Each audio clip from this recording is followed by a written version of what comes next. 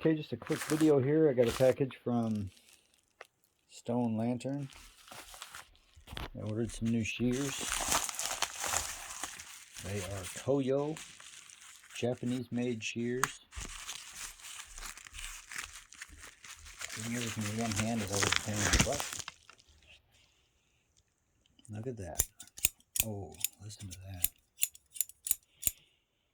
That's beautiful. Those fit really nice in my hand. These are 8-inch shears. Super sharp. Really well made. They appear to be really well made. But yeah, there they are. They're a good size scissor. Shear, whatever you want to call it. There we go. Made in Japan.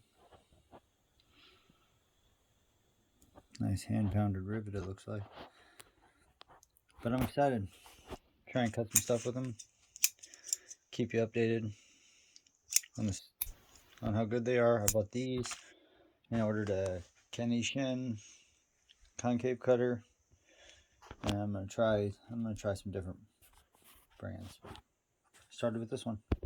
Thanks for watching.